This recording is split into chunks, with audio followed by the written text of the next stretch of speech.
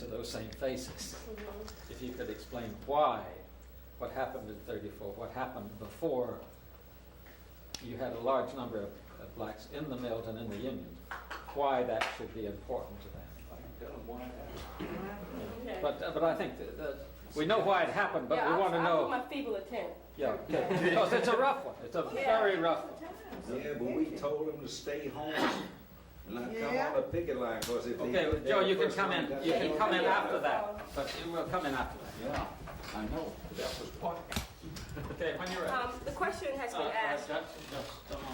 Now, ready, okay? The question has been asked, how can African Americans today look at the 1934 General Textile Strike and see some relevance because there were no black people visible in the whole coverage? And to that question, for me, answering that basically has to do with, once again, class, as I mentioned earlier. I mean, the labor movement, whether it's union or pro-union or anti-union or whatever, the labor movement pretty much connects us all. And the working class of people versus management or versus big business, that's where I see the connection. No, I don't see a lot of black people, but I see a lot of my struggle in terms of being a working class person. And from what I saw of the coverage of the 34 strike, it was basically your working class of people. And the organizer... Let's start again, because you're just warming up. Now, I want you to say, when I looked at those things, I wasn't looking for just black or white faces. I was looking for people who represented me as a worker. Right. What you said. Yeah, that's right. Okay. All right, that's right. When I looked at those faces, I was not particularly Just, looking... again, and tell us what those faces were, the coverage of the newsreels and so forth. Okay. When I looked at the faces, the white faces in the coverage of the newsreel in the 34th strike, for me it wasn't whether or not there could be relevance because there were no black people. For me the relevance was I could see myself in the struggle. I could see working class people becoming empowered and fighting for their rights. And as far as I'm concerned, that's where I see the connection. That's right. What is the connection? Well, the reason that you do not see black people in the 34 strike is not just one reason. One reason is that the industry at that time was by and large white. The blacks had the very few jobs and they were menial. But I also know that when we had the strike, we set up the picket lines. We told those black people who came out with us, go home and stay home. Because if we have trouble on the picket lines, if they bring out the troops, and at that time there was all kinds of talk of the National Guard coming out, the first ones they're going to jump on, the first one's going to get hurt. And we knew the Ku Klux Klan was all around, going to be the blacks. They could help us more staying home, being at home. We also talked to some of the black preachers in some of the black churches. And we did that through some of the white preachers that were favorable to us, who told them that when they preached in their sermons on Sunday, to talk about no violence, no carrying of guns, all that kind of thing, so that if there was any kind of problem, that the blacks would not be bearing the brunt of it. Because if there was someone killed, if there was someone hurt, and a black was near there who was on strike, he would be the first one that they would lock up after the union leaders. And that's who they'd lock up first. They'd lock up our organizers, then they would lock him up. And that's the reason you don't see him there. For young African Americans today, looking at that issue and wondering what relevance it has in their lives, I would definitely say, don't look at it from a racial point of view. Right. Although race is important, once again, we always pretty much try to squash class. And classism is a very important issue in organizing and in the work period. So I would say look for the common principles that we all share that transcends race. That's right. Well, that's part of what Philip Randolph said, who led the Pullman Porters, you know, and who was part of the AFL. Right. He put it on the basis that it's because you are part of the structure in our society that has to work for a living. Don't make any difference whether you're white, whether you're black, whether you're Chinese, Japanese, anything else. And exploitation is exploitation, you know. Whether you're exploited, you know, as a slave because you're black, or whether you're exploited because you're poor white, the exploitation and oppression is the same, and that's where the common bonds lie. And that's what I would say to young African Americans who question the relevance of the 34th strike because they see no black faces. Now, when I look at it too, I've connected with what Joe and Lucy have said about our textual history. It's been so compelling to me that for the first time there was strength in my heritage that I wasn't aware of. That's right. And it made me so proud. But when I look at their faces, I don't know if any of them were my family. I don't know that. So what I see is what I live now, my life now, from a textile worker heritage, lower middle working class people, is the same thing that African Americans see.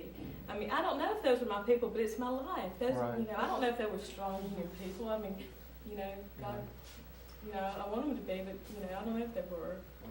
And another thing we need to help our younger people to realize, especially the African American, is that, as you said, even though we don't see the African American faces on the reel, they were there, and they did play a very important part of that strike and with the whole struggle. And we still are playing a very important part, and we need to let them know that they need to do the same and continue to with this struggle. Well, one additional thing that we have to remember, and this transcends the looking at the faces, and that is this, that any progress that was made in the civil rights movement, and it was from Dr. King down, was made by coalition. That's right. Who was the coalition? Labor unions? When nobody else was saying civil rights is important, equal opportunity is important, labor unions were saying it. Liberal whites were saying it. People who believed that irregardless of what your color was, what did he say? Judge you by the character, Right. not by your color. And that's the only way you've made progress. That's right. You don't make progress by yourself. That's the reason why sometimes I get real mad when I'll hear somebody who's a black person say, oh, we're going to do this, we're going to do that. Same way when I hear a union person say, oh, we're going to do this, we're going to do that. We can't do it by ourselves. The only way we can do it is by coalitions. The only way we can do it is by tying in with other people who believe like we do. Well, it's interesting that I, as a white, would-be, wannabe middle-class raised person, And To part see- Yankee. to see how, yes, my father came from Ireland, you're right, but to see how I've been divided from the people who could help me get what I want from my state by this history that separated me into making me feel that I was a little bit better than those lint heads who didn't have the courage to come out. And it's interesting that as I get into this, I begin to get a feeling of freedom that I didn't have before, because I can also associate with those people without condescending. I can begin to see that their battle was I'm at. You see, history to me, the way when I grew up, history, you know, in a southern town, began with Fort Sumter and ended with Appomattox. Anything else was seemingly irrelevant. And it's changed so much. Yeah. You see it, we've got all these scholars who have been studying it now. You've got even high schools who are studying it. I mean, one of the biggest things in my life is to see how the South's perception of itself has been changing. We were asking earlier about how we got to the point where we are now, and why are we organizing in the various capacities that we are. And it's real clear to me that I would not be doing this had it not been for the civil rights movement. Because part of how I got here was my father is a United Methodist minister. He took a very strong stand in favor of integration during the civil rights period. So I grew up with people furious with my father, with half the people leaving the church, and these are middle-class white churches, because of his stance on integration. A lot of people that are outside the region don't understand that our schools here, or at least in South Carolina, didn't integrate till the early 70s. Hmm. And so we were right in the middle of all that. So, that was the first step as far as I'm concerned. And what we're trying to do now at the Carolina Alliance for Fair Employment, I see as a straight continuation of the civil rights movement. Mm-hmm. It's the same fight. That history that you talk about freeing you up is had that same liberating effect, and I think that it will on working people when they know, instead of trying to leave their history behind because they don't feel connected, they don't even know what it is. I just didn't have a clue. Instead of trying to always leave that and struggle, maybe we can become middle class if everything works right for us. We can leave that meal behind, and it's a proud thing. Gosh, it's just changed my life to know that we struggled and we fought and we won in huge numbers and we changed the climate of labor history in this country. It's been a phenomenal, and I just kept my sister saying, I couldn't believe what we found out a couple of weeks ago. Tears streamed down her face, and she said, well, how did you become so comfortable calling us working class and talking about us like poor people? Everybody wants to pretend that we aren't poor and that we aren't real people. And she says, well, she hadn't said that in front of my husband. It's really funny. It's been a great thing. Well, it's going to be a split in families, there's no doubt about it. I have Southern relatives. There's certain things that I should talk about, but I don't. And I wonder if that's what Joe was saying when he was saying we ought to talk union, and I being quiet about my feelings because I don't want to make people uncomfortable. And then by doing that, am I denying that? I just want to. Well, I don't mind making people uncomfortable. I think that's the only way you can get some people to do something. When they get uncomfortable about something. The same way right now, in terms of the civil rights movement.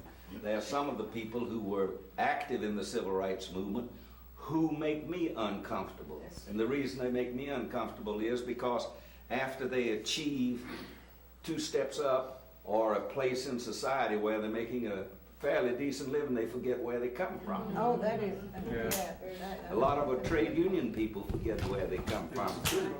And when you do, then you make mistakes, and that's what I think's happening right now. Because when you fought in the civil rights movement for the right to register and the right to vote, that didn't finish it. Then you had to have the right to sit down at the same tables and eat, the same places that you could go in, same stores that you could buy stuff in, place where you could go in, and if you wanted to fit on a suit, they'd let you fit on a suit instead of you take it home, and if it fits you, why, fine. If it don't, why, you bought it. But we forget those things. Why? Because we've achieved a certain platform. Same way in the trade union movement. I used to say that the automobile workers, with all due respect to them, they built a strong union. But they forgot about those of us, the laundry workers, lady garment workers, hatters union, textile union, all of whom are low-paid industry, low-paid workers. And I remember there used to be a time when they used to sort of deride us and, well, just belongs to textile union, that's nothing. Automobile workers, we're the big wheels. And when we talked to them then about the imports that were killing the textile industry, that were killing the garment industry, that were being exported and our jobs being exported, they didn't pay any attention to us. I remember when Goldwater was running for election, I was at a committee over at the Ford Chevrolet plant in Atlanta, Chevrolet Fisher Body, and then we went over to the Ford plant. And this man came floating into the Ford plant with a Volkswagen. I handed him a handbill, and I said, you ought not be riding that German car, you ought to be riding a union-made American car.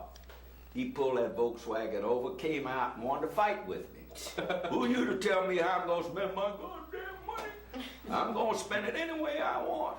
I bet you don't find automobile workers saying that now. I bet you don't find some other very good union people saying that. The point I'm making is, again, coalition. You don't do it by yourself. You do it by cooperating and working with other people. No, but we've got a point where there's going to be conflict.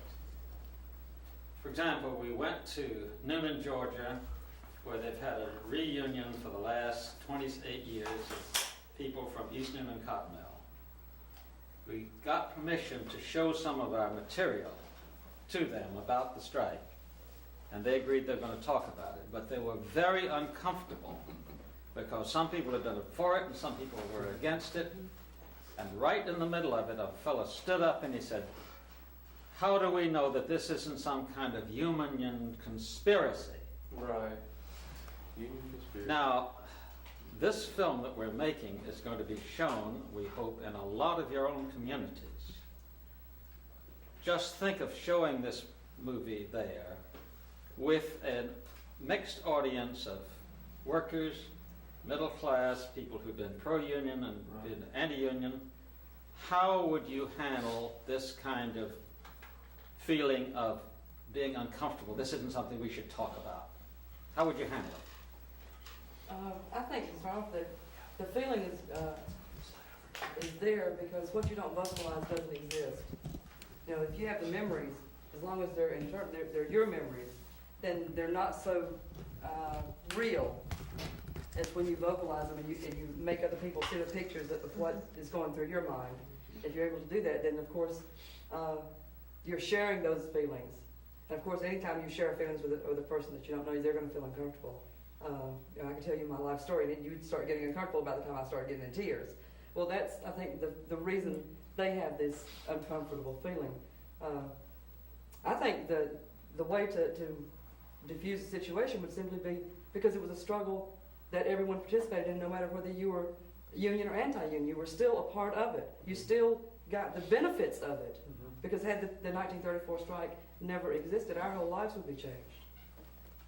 And I think that would be the way to do it.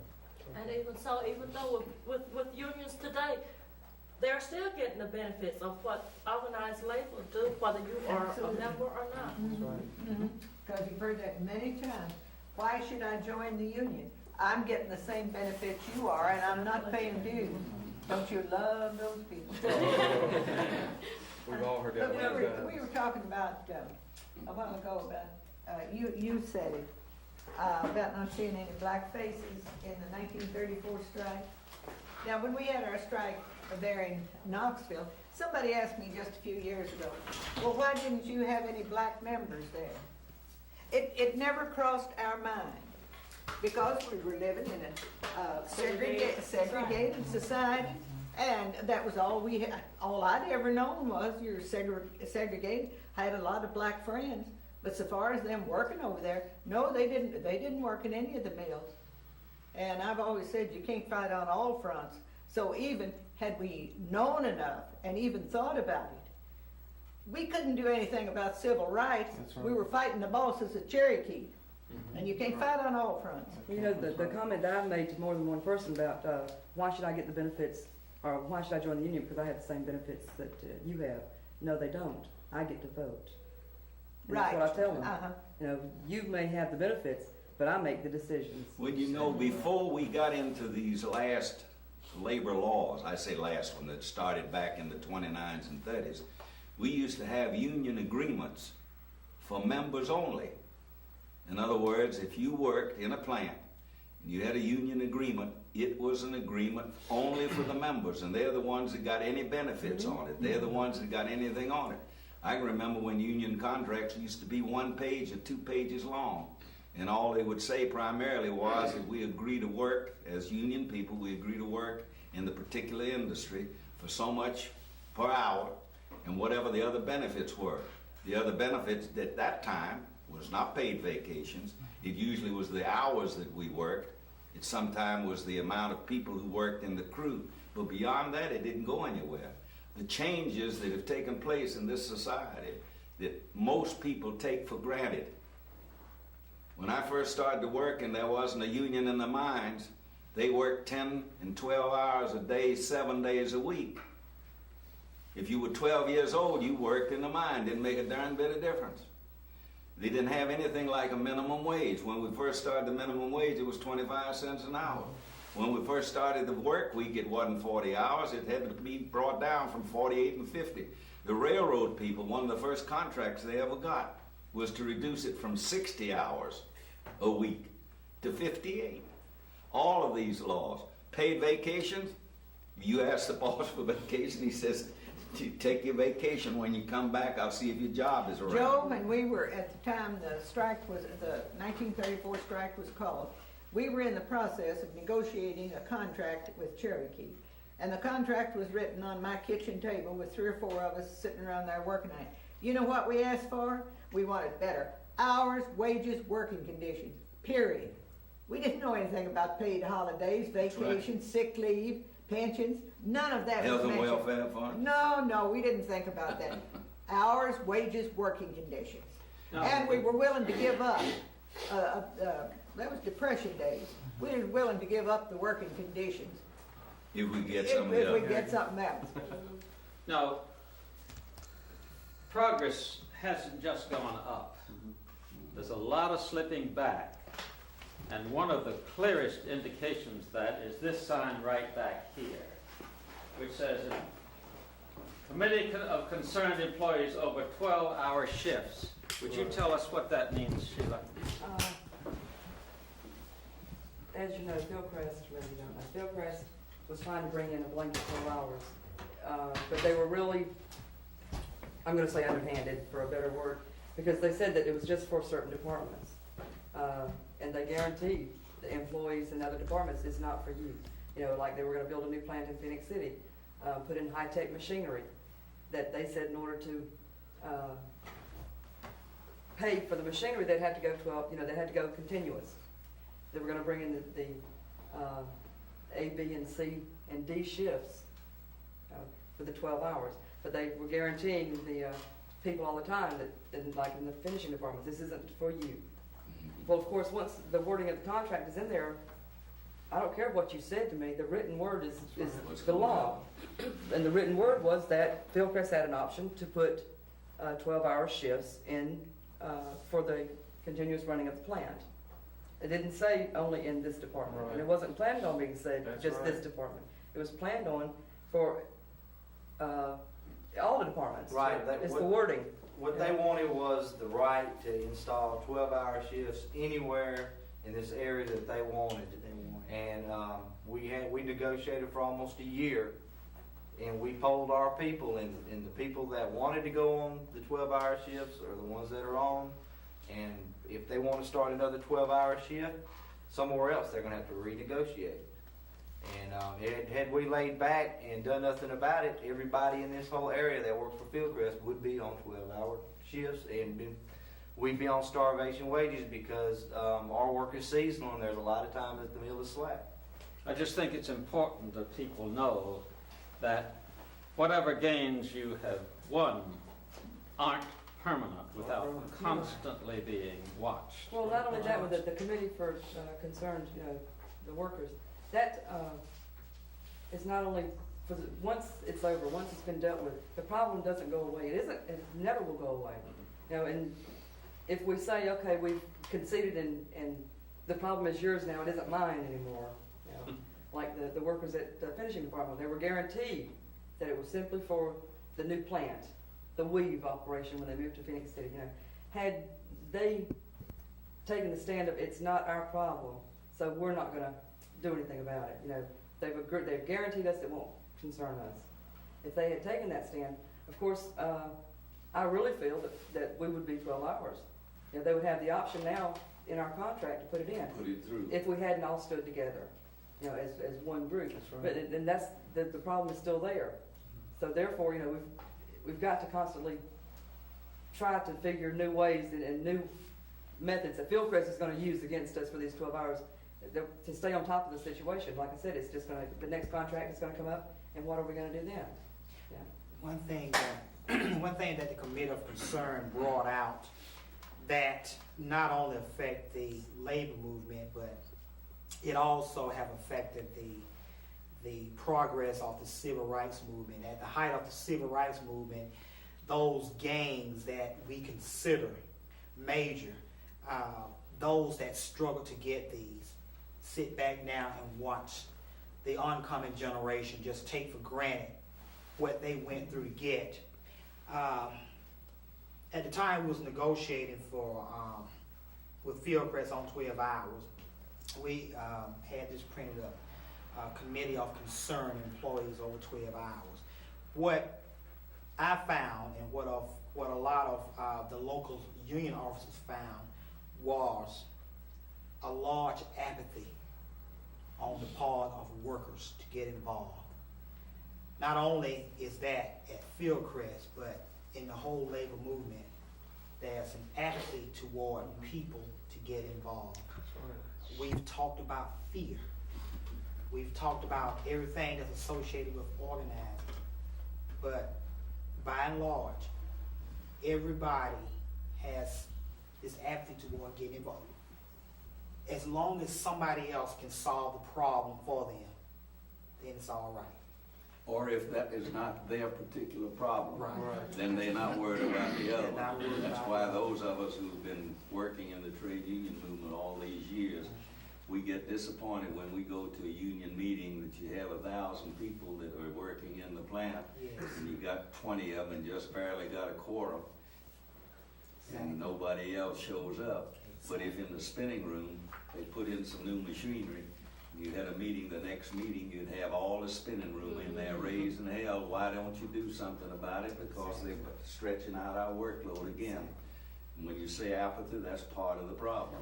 Well, That's part of the problem, not only with people before you get in the union, but after they come Yes, in but the union. isn't that the part of the officers, isn't part of that at least part of the officers' fault? Because, one thing that I was talking earlier is assuming. You pay your union dues, and I assume that you've gone the step further to find out what your rights are. One of the things like you were talking about earlier, how did you get involved?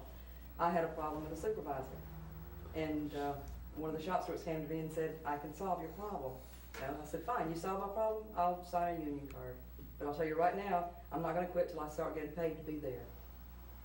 I'm gonna get involved to the point where I'm gonna be an officer. If I'm gonna do it, if I buy a car, then I don't just buy the car and let it sit there, I drive it. And if I'm gonna join the union, then I'm gonna let it work for me, and I'm gonna be a part of the wheels. And that's what I tried to do. But there again, we were on a drive for new membership. And we went out and we told these people there. A lot of times we were telling them things that the knowledge was there and it was available for them. But we hadn't taken that extra step to tell them it's there. Therefore, they didn't know that it was there. And a lot of the problems that the union has is a lot of the fear is generated by the unknown. Whereas if we were to make it known to them, the fear would go away. If we were to let them know that different things were available to them, the education, the strike funds, different things. If we go on strike, we're not saying you're going to walk a picket line and you're going to starve. There's going to be a bunch of people, not 500,000 hopefully, but a bunch of people behind you.